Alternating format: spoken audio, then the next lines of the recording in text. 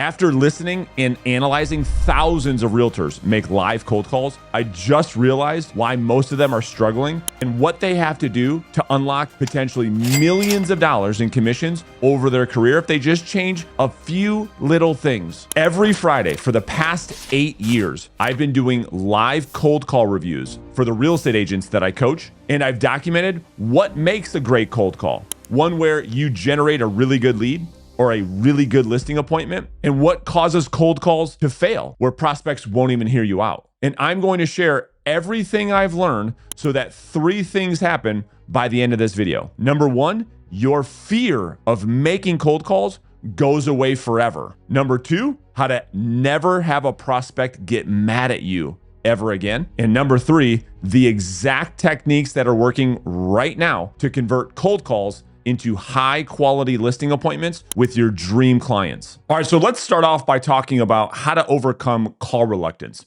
You see, the reality is, and the truth is, and if you're one of these people, one of these agents who struggle to pick up the phone, the reason for that is that most agents are looking to get their emotional needs met through the phone call, which is never going to happen. It is prospecting and making cold calls is not the place to get those emotional needs met. You see, our need for acceptance and our attachment to being liked is the reason why what makes cold calling so difficult for people, because they're so worried about being judged and saying the wrong thing, and is this person going to be upset with me? These are all things that have to do with one having their emotional needs, well, just that, their emotional needs met. And so let's talk about how do we overcome that so that we can effortlessly pick up the phone every single day without fail. So when we talk about this, the first thing that we have to do is detach from the outcome 100%. Okay, well, what does that actually mean? So the outcome, what are the potential outcomes? Well, the outcome could be maybe someone gets upset with you. Maybe, and we're going to talk about how that never happens again here in just a minute. Maybe you mess up and you don't know what to say. Maybe it's to get a lead. Maybe it's to get an appointment. These are all outcomes. And the problem with being attached to the outcome is when you are so attached to what's going to happen, it fills you with fear. So what do we do instead? So instead of being detached to what's going to happen, we attach to the action. It's actions before outcomes. It's inputs and outputs. It's leading and lagging. And so what we have to do is focus on, okay, I'm going to focus on the behavior. I'm going to attach to the behavior and allow the outcomes to take care of themselves. We'll talk a lot more about that later in this video. But what we're trying to do is to control the controllable. I can't control what's going to happen anyway. And so the goal of overcoming call reluctance, number 1, is to focus on what is the behavior. And specifically, we're talking about starting and stopping the exact same time every single day. In other words, when you go to create the perfect ideal daily schedule, start your prospecting and end your prospecting at the same time every single day. That is the only focus. And we allow everything else to take care of itself. Number 2 is to use what I call the just one technique. Now, this comes right out of James Clear's Atomic Habits. And the big idea here is this, that the problem or the challenge with anything like going to the gym is just getting to the gym. Once you're actually at the gym, the workout becomes simple. I mean, it's very, very, very rare that you get up, you get ready, you leave your house, you go to the gym, you walk into the gym, you put your rear end underneath a bench press, you start doing it a rep, and then mid-rep, you rack it, you walk out, and you go back home. No, that's not what happens. What happens is as soon as you get to the gym, you get through the full workout, and how do you feel every single time? Be honest. How do you feel? You feel like, wow, man, I'm so happy. I feel so good. I'm so glad that I did that. Well, prospecting and making your calls every day is very, very, very similar in that you rarely wake up every single day like with this joy of, I can't wait to make cold calls. No, you're not looking for that feeling. We're not going to act and behave based on feeling. No, the just one technique says this, that just instead of allowing your feelings and your emotions to dictate your behavior and action, we're going to invert those. So, what we're going to do instead is we're going to sit down at our desk and we're going to pick up the phone, which sometimes I get it. It feels 10,000 pounds. You're going to make just one call. And then you're going to assess. And then you're going to give into, okay, how do I feel? And oftentimes, as soon as you make the first phone call, everything else becomes easy. It's just starting is the problem. So instead of allowing your emotion and your feelings to dictate what you do, let's invert that. Let's allow what we do to determine the way we feel. Number 3, knowing exactly what to say and how to say it. So this is one of the most common things I hear from realtors that I work with is like, well, I don't want to make the calls, Brandon, because I don't know what to say. And what if they say this? And what if that? It's the what if syndrome. Well, I'm going to help you out. I'm going to help you with that right now in this video. I just released my brand new script book. There's a link to that in the description. You can download it right now for free and understand exactly what to say to every single prospect. So you never have to worry about that again. And it's one thing to download a script, but it's a whole nother thing to be able to deliver that. So yes, of course, you're not going to just download the script and it's not like a USB drive where you just plug it into your brain and automatically you've got all the scripts memorized. No, you're going to have to put in some work. So what I recommend is that after you download the script book, spend the next few days handwriting out all of the scripts. This is step 1, memorize the script. Then step 2 is to personalize the script. It's like, okay, now I know what to say. How would I say it? And then you could start to verbalize the script. You could start to chant it every single day. You could start to record you chanting the script. And then, yes, role play the script. We are in a skills-based business. Sales is a skill-based business. The higher skill, the more money you'll make. And so once you know what to say, knowing what to say is very different than being able to do it. And so once you know what to do, then you have to practice doing it so that you can deliver it with confidence. Once that happens, once you memorize the script, okay, I know exactly what to say. I need to internalize the script. Do I know why I'm saying what I'm saying? Then you can personalize the script. So we're going to write it, we're going to remember it, then we're going to chant it, then we're going to practice it so that when you get into the game and you're picking up the call, that fear of not knowing what to say goes away. All right, number 4. The lesser of two evils.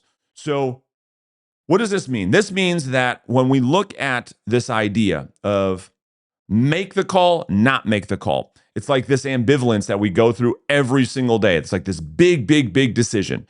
All right, am I going to make my calls today or am I not? Okay, so a couple of things here. When we look at the lesser of two evils, I say, okay, well, we're looking at probabilities here. What is more probable to happen? If you don't make the call, is it more probable that you end up with what you already have right now, which is what? Nothing. No leads, no appointments, no clients, no pendings, no listing inventory. You have nothing. So is it probable that if you don't talk to anybody, you don't pick up the phone, you don't call past clients, you don't call centers of influence, you don't call any of the lead sources that we're going to talk about here in just a second, you don't talk to anybody about buying and selling a real estate, is it likely, is it probable that you're going to get more of what you already have? Is nobody in your pipeline that wants to buy or sell? No clients. Okay, that's fair. Now, if you make the call, is it probable that somebody will pick up the phone, that you'll have a conversation? Well, sure, that's very, very probable. Now, so right there, we say, okay, I'm playing the odds. So you put yourself in a much better position, even though you have fear. But the fear, we have to analyze the fear. What's better? Is it What pain are you willing to deal with? Are you willing to go through the pain of being uncomfortable to put yourself in a position to win? Or is it more painful to be broke? And this is the pain pleasure pendulum. These are the two evils that are constantly battling you every single day to determine whether or not you're going to make these damn calls or not. So, what's more painful? And the unfortunate reality, and this is why I make these videos, is just to bring up the truth. It's to put up a mirror. It's sad to say. It's almost like I find myself not even wanting to say it. But the reality is, most people would rather be broke than make the calls. I mean, that's the truth. Because what people do is proof of what they believe, not what they say. And so everybody says they want more money, they want to be successful, et cetera, right up into the time when it's time to do the things that would actually make them money and make them successful. It's like, no. That's too uncomfortable. It's more, I know I like being comfortable in being broke. Now, it's not even a joke. It's not anything to joke around about. It's the reality. It's the reality is that most people can't overcome this pain pleasure pendulum to get over and do the things that they know they should do to get where they want. It's that feeling of being uncomfortable is too much. They know the feeling of being broke and struggling from week to week, month to month. And so to get into the unknown, these are the lesser of two evils. You have to decide which of those two worlds do you want to live in. Making calls ain't going to be easy. Making calls is not going to be fun. You're not going to enjoy it. It's going to be boring. But what's the lesser of two evils? Because I promise you this, if you pick up the phone and you have conversations with people and you do it on a consistent basis, you're going to trip over business. It's unfathomable that if you talk to 20 new people, just as an example, 250 days per week, that it would be a statistical anomaly for you not to sell houses. But here's also what I know is true, that if you talk to nobody about buying and selling homes, it's almost a statistical inevitability that you will never sell any homes. So what is the lesser of two evils? All right, now let's talk about the best lead sources to call. So let me teach this to you. So when you build, and this is exactly what I do when I start working with an agent, I start to coach them right from the beginning. It's one thing to say, okay, I'm bought into the idea that no one's calling me. And if I don't have a bunch of money to go out there and buy a bunch of leads and do a bunch of mass mailers and try to get people to call me, the only thing that's left is me picking up the phone and me initiating conversations. But the question is, well, who in the world do I call? We're going to answer that right now. So the cold calling conversion funnel, all right? So on average, for every 10 people you talk to over the phone, based on the model that I'm going to walk you through right now, on average, 1 out of 10 people will become a high quality and qualified lead, in that those people will not have a real estate agent that they're working with, agree to interview you to list their home when the day comes, and then number 3, invite you to have another conversation when the time is right. So when I talk about leads in this video, that is what I'm referring to. So there is 3 parts of a funnel, like any marketing funnel, like any funnel at all. There's the top of funnel, there's the middle of funnel, and then there's the bottom of the funnel, okay? So what do I mean by top of funnel? Top of funnel is prospects that might take a little bit longer to convert, but there's no competition. So this is like a teeter-totter. So the longer a lead source takes to convert, the upside of it is no competition.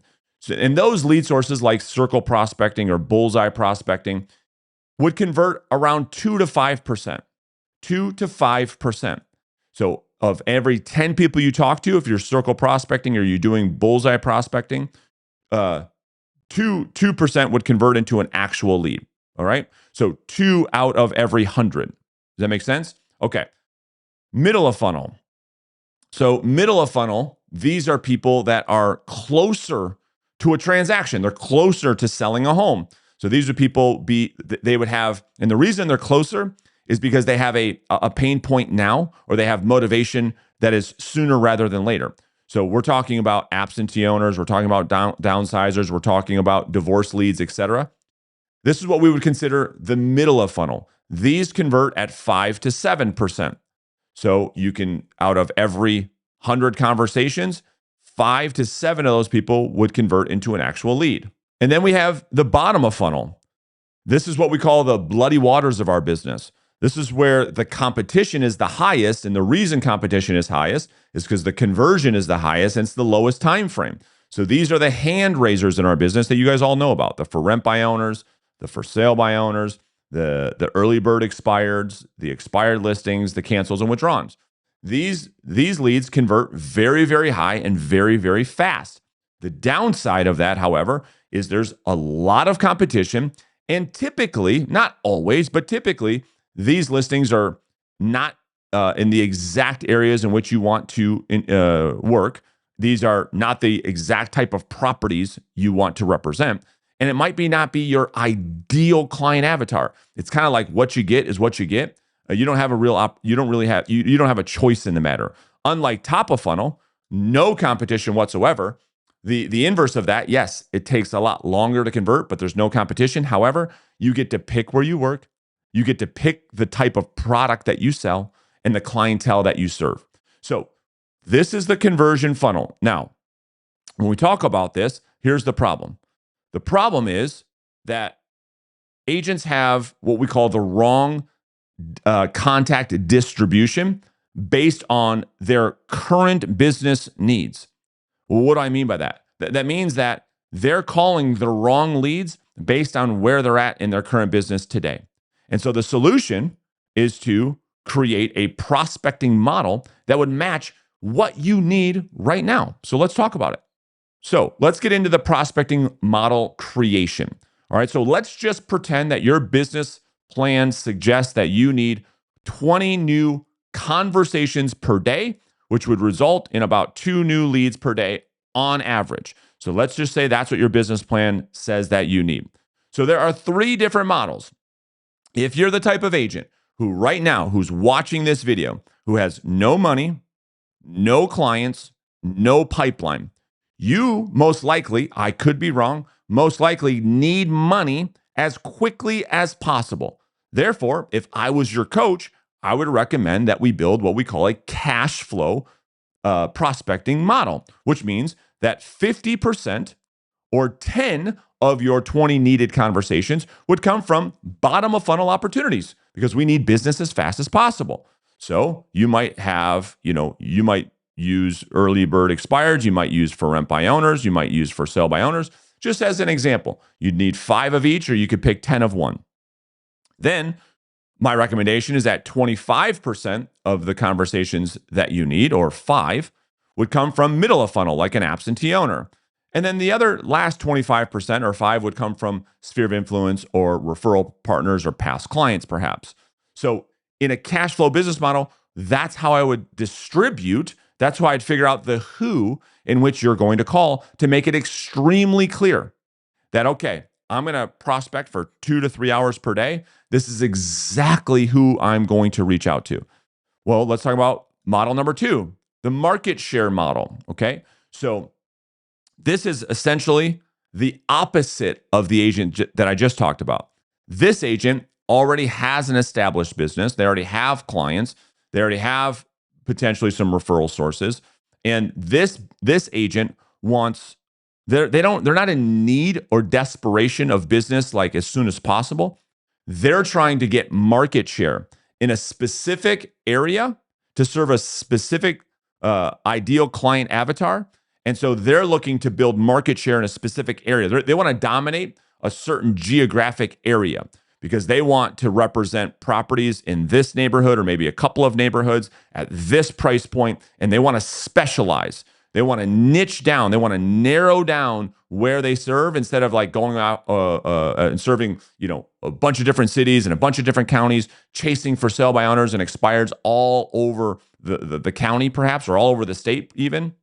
This agent says, nope, I'm going to narrow my focus down to these specific types of properties in this specific area. That is what I'm going to focus on. So there's higher profit, there's less competition, and a lot less what I would call stress and anxiety with a market share model than there is with a cash flow model. And so I'll make another video about the pros and cons of each.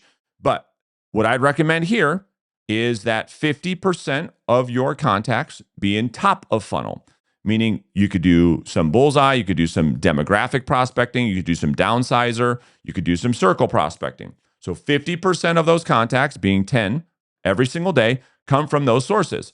25% coming from the middle, like absentee owners, and then 25% coming from your sphere of influence, past clients, or referral partners. And then lastly, we've got the balanced business model. This is the agent that's right in between. They've got a little bit of business going. They don't have they're just about maybe making, $5,000, $8,000, $10,000 a month, but they want to continue to scale that. Well, we have a balanced business model. We just split the 20 into 4 different sources. We'd have 25% in top of funnel, like downsizers, 25% in middle of funnel, absentee owners, 25% of bottom of funnel, maybe that's like early birds, or 25% sphere of influence, past client, referral partners. So you'd have 5 conversations in each category to hit your 20 per day to have a very well-balanced business. All right, so now let's talk about the 5 biggest mistakes that people make when making cold calls and what to actually do about it. So number 1 is agents don't get the prospect's permission to have the conversation. In other words, they're using an approach that is far outdated, where they call people and they attempt to force a conversation. And here's what we know about human beings. I heard somebody recently say, sales trainers that bring in psychology doesn't make any sense. I said, wait a minute. What is all sales? All sales is change. Well, as long as you're selling to human beings and you're not selling to robots, then we have to understand how human beings respond to certain language. We have to understand how human beings respond to change. And so the problem is that when you don't get a prospect's permission to have a conversation and you attempt to bulldoze your way into that conversation, you're going to get nothing but resistance. That is all you're going to get in return. We call this psychological reluctance. And so if you're cold calling and you hate it because you're having to deal with people getting upset, they're getting pissed off, they're hanging up on you, they're telling you, you are the scum of the earth, and you're like, gosh, I just can't make these calls. I just can't deal with this type of rejection. Well, you're only getting that rejection because you're the problem, my friend. And maybe you're not the problem. It's probably what you were taught, to be fair. And so what we have to do is, to get the prospect's permission, we have to use language that would support the prospect's autonomy to make the decision for themselves whether or not they want to have this conversation. So when you call a cold prospect that you've never talked to before, instead of trying to just dive into it and force your way into the conversation, you have to ask a question to get their permission to have the conversation. Mr. or Mrs. Prospect, this is Brandon. Listen, I'll be up front. I'm a real estate agent. I was calling about the property on XYZ Street. I was hoping to ask you something really quick before you hung up. Would that be okay? And you see, when you relinquish what people would call control, that perception of control, compliance goes through the roof. Why? It's like asking somebody for help. Everybody loves when it's like, hey, I need your advice on this. People love that. It's very, very, very, very rare that people will reject that type of admission of control. And that's why it works so well. So instead of calling and bulldozing your way into conversations, get their permission to have the conversation, and your conversations will A, go way better, and B, you'll never have a prospect get mad at you ever again. Number 2, the second big mistake is that most real estate agents lack actual sales skills. So it's scripted conversations versus engaging conversations. So literally, I make this joke on every coaching call every week, it seems like, but they'll have the script. Literally, it's like in front of them, and their finger, and this is maybe you, this is why this is like so relatable. They have their finger on the script, and they're like, got their finger on line number 1. Someone answers the phone, line 1. Hello, this is Brandon with Remax. How are you doing today? Person responds. They take their finger, they go down to line number 2, right? And then they go through the whole script like this versus, and I understand because you're nervous and that's a lack of what you didn't do before. And we all know proper preparation prevents poor performance. And so if you don't practice, you don't role play, you don't know what to say, you are going to sound very, very scripted because it's not what you say, it's how you say that determines how you make people feel, which determines how people will respond. You see, the reality is this. People are like, oh, just give me the script, which you all should have, by the way. You should have all downloaded the script by now. There's a link right in the description of this video. And they think, okay, now I've got the words. Now, magically, somehow I should become successful. Well, let me tell you a little joke. You see, I auditioned for the movie Titanic. You know, the one where Leonardo DiCaprio starred in the movie? Well, I auditioned for that too, but they gave and I used the same exact script that Leo did. I used the exact same words, but somehow Leo got the role and they told me that I didn't make the cut. Now, that's a joke. But the point is, well, why? Well, because he knew his lines. He knew what to say. He prepped for those lines. And his ability to deliver the lines to get an emotional response from you, from me, was the reason why he gets millions of dollars to act in the movie. This is the same thing. That it's one thing to just have the script. It's another thing to actually be able to deliver it in a way that evokes an emotion from the prospect. It's not what you say, it's how you make people feel. Mistake number 3, they ask too many yes-oriented questions. So here's what we know about psychology, and here's what we know about sales. Bad salespeople constantly hunt the yes. They constantly hunt, are you interested in? If I were to say this, would you be willing to meet with me? Mr. and Mrs. Jones, if I could show you X, Y, and Z, could I stop by one day this week? And you're looking for the yes. And here's what we know. The problem with yes, and the problem with yes orientation is that it elicits a no.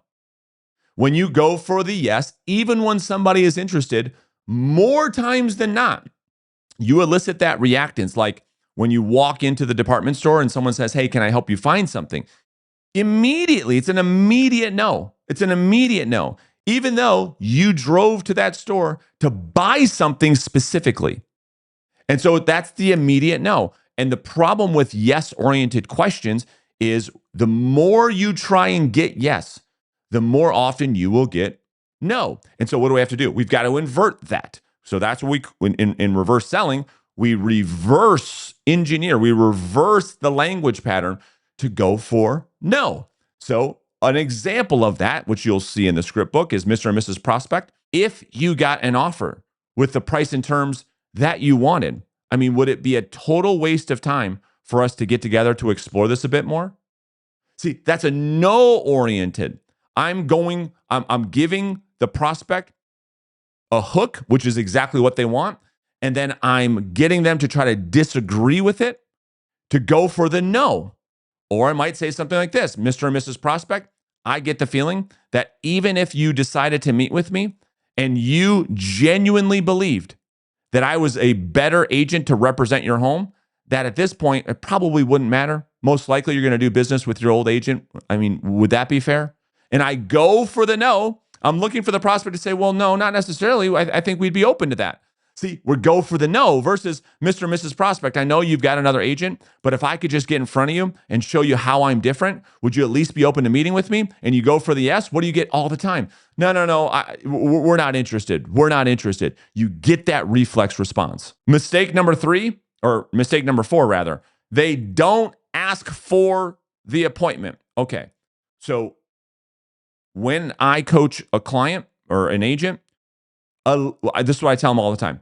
A lead, someone who you're going to put in your pipeline and follow up with, can only be a lead because you've asked for an appointment that you did not get.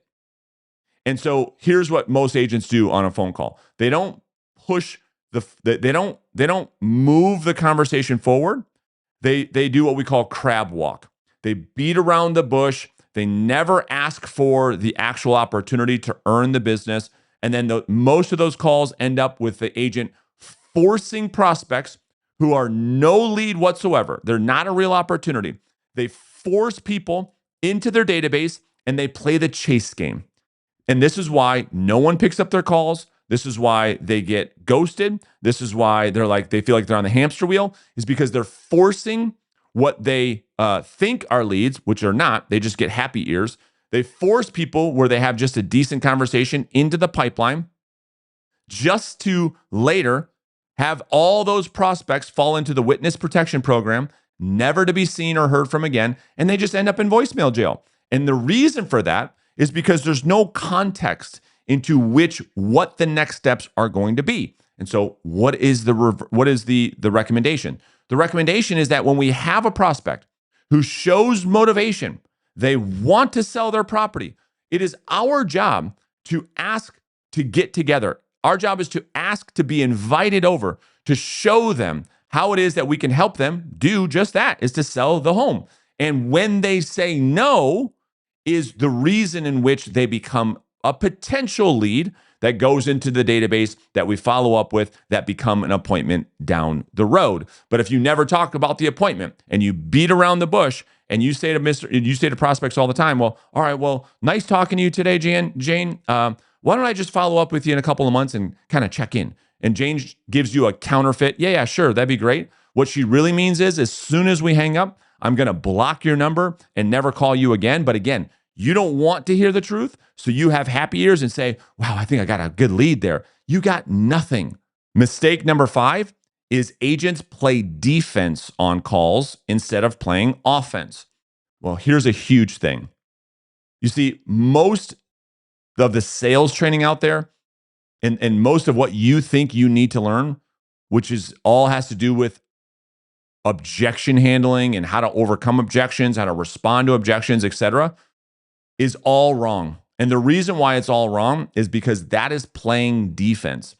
If you are getting objections on your cold calls, it is because you did something wrong earlier in the call. So when I work with an agent and I teach them how to sell over the phone, I teach them how to play offense. I teach them how to bring up the objection to the prospect and have the prospect do the selling. And so let me give you an example of that. Okay, let's just pretend that you're calling a withdrawn listing, somebody who has fired their previous agent. Okay, well, we make the call, and instead of us playing defense where we're waiting for the prospect to say, no, we've already hired another agent. Okay, that's playing defense. We are proactively, now this is going to scare most of you. And if you've never done this, you're going to say, man, that seems so counterintuitive, which is the point.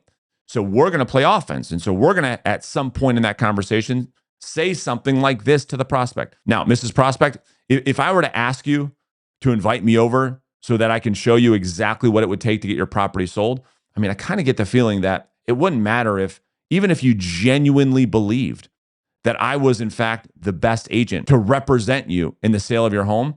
I mean, you're probably going to tell me you've already found somebody. Would that be fair? Now, I bring up the objection to the prospect and get the prospect to tell me I'm wrong.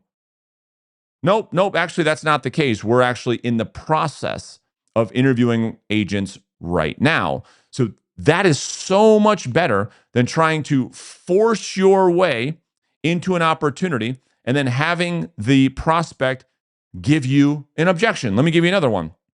A lot of you do circle prospecting, which is a great way to build your business. Most of you, when circle prospecting, use yes-oriented questions when you call a prospect. You pick up the phone, ring, ring, ring, person answers. Hey, this is Brandon with XYZ Company. I was calling to find out if you had any interest in selling your home. And if you ever made one of those calls, what do you hear 99% of the time? Oh, that's right. No, I'm not interested. Take me off your list, right? Some form of that. Well, what the inverse of that by playing offense would be this. Ring, ring, ring. Hello, Jane. Jane, this is Brandon. Look, I'll be up front. I'm a realtor. I was hoping just to ask you something really quick. Would that be okay? So I get the permission. Sure, yeah. What's that? Yeah, I was calling about the property on the XYZ street. You don't still own that, do you? I go for the no. No, I actually do. I do. Oh, interesting. Well, listen, I know this is a long shot, but if I were to ask you if you had any interest in selling, I kind of get the feeling you're going to laugh me off the phone and tell me you're in your forever property. Would I be right? And I actually serve the objection to the prospect, and I'm looking for the prospects who push back. Because if somebody has something, if somebody has motivation, they fight for it. But the problem is, if you ask a yes question and you go to play, you're going to end up playing a lot more defense. And mistake number 6 is they force their way into appointments versus being invited over. Now, the rule of thumb is this. If your appointment set to appointment met ratio is less than 75%, most likely you are forcing people to say yes to appointments over the phone when they're really not interested.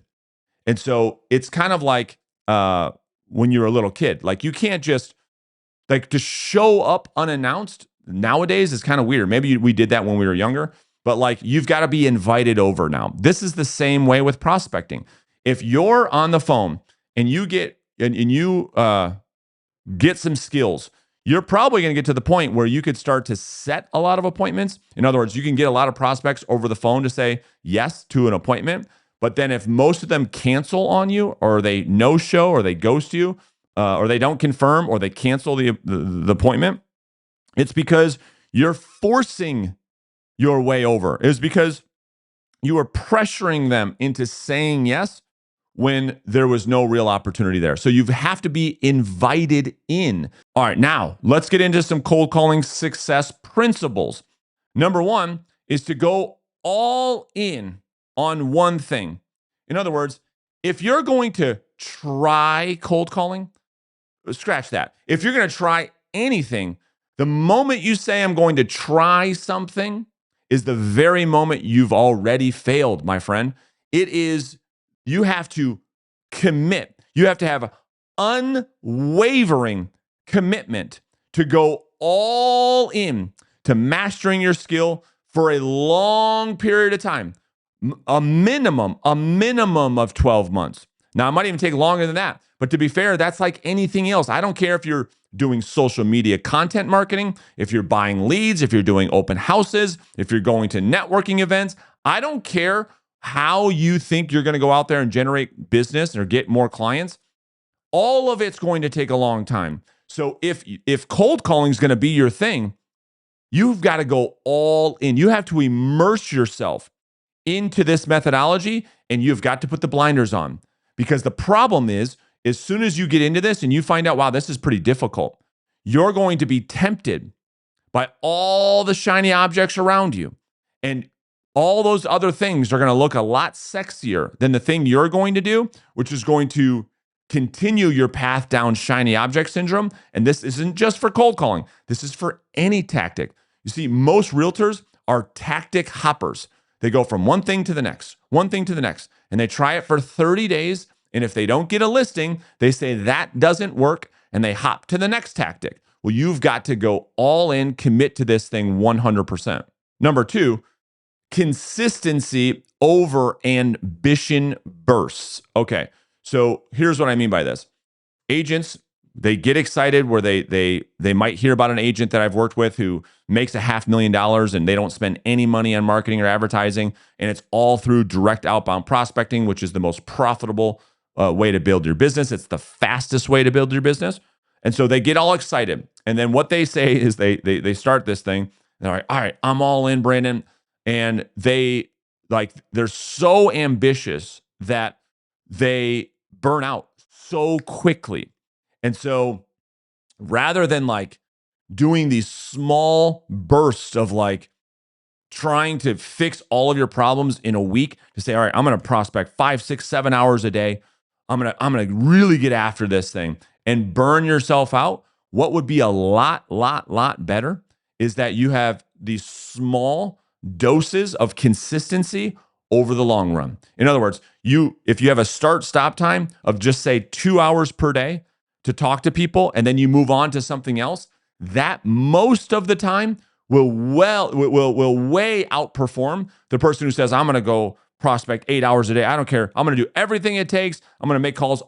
That person can't sustain that long term. It'd be a lot better for you to limit the amount of time that you actually cold call it 2 hours a day. And you do that over the long run, your results would be a lot better. Number 3, forget leads and appointments. Okay, so we talked about this at the beginning of the video, but it's like just focus on the behavior. All you have to do is control what you can control. What can you control?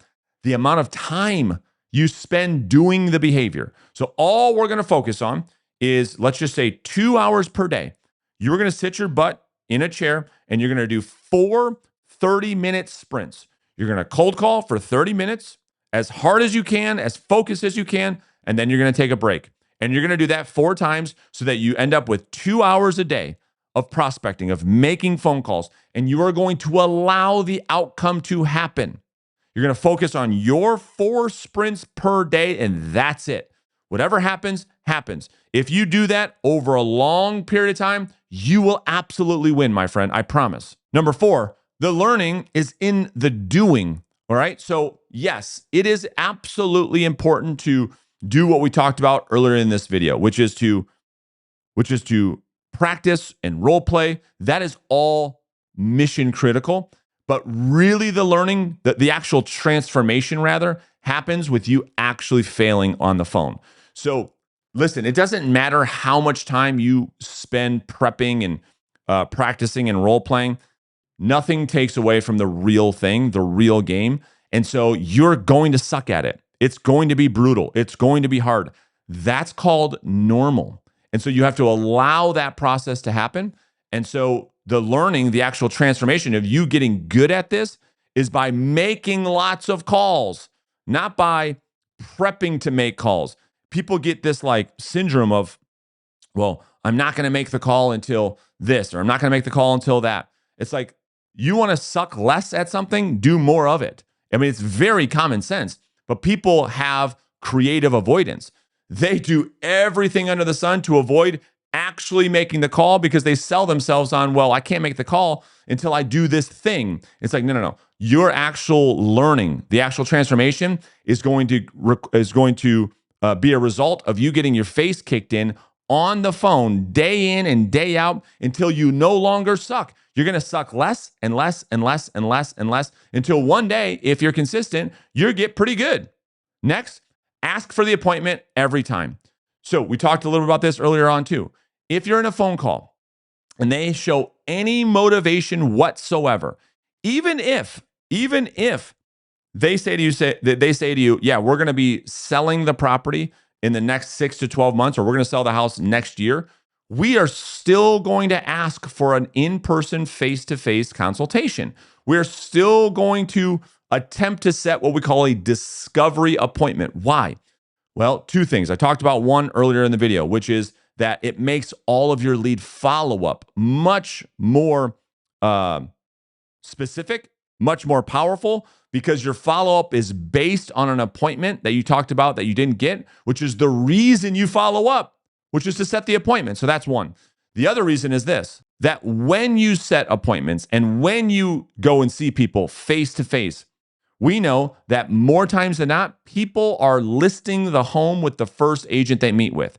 So this is a fine line, and I understand this, but if there is a motivated home seller who is saying, yep, I am moving, they've got really good motivation, they've got a good specific reason, they get a specific timeline, and they don't have an agent and they've agreed to interview you when the day comes, I'm going to make the argument that you'd be better off meeting that person at their home face-to-face sooner rather than later. Because if you wait, I hear this on every coaching call every week. It's like, well, I thought I had a really good conversation, and then I went to go follow up, and it was listed with another realtor. Right. That's because you're not asking for the appointment at the appropriate time. And so we have to make sure that if there's someone that shows motivation, ask for the appointment. Let that be the rule. And then lastly, don't show up uninvited. Okay. Again, we talked about this just a few minutes ago. You must be invited over. This is the only way to have two things occur. One, more of the appointments you set actually come to fruition. And number two, the appointments you actually go on are real appointments. And so if you're going on a ton of appointments and you're sitting there pinching yourself under the table to say, what in the world am I doing here? This is the biggest waste of my time. It's probably because you forced an unmotivated seller and you begged your way to come over so much. You were so desperate and so needy that finally you got somebody to say yes, and you went over there and say, gosh, I got to get out of here. I got to get out of here. So don't show up uninvited. You don't force your way into appointments. Have them invite you over. That is the best way to get in front of the best prospects and have the highest likelihood of earning their business.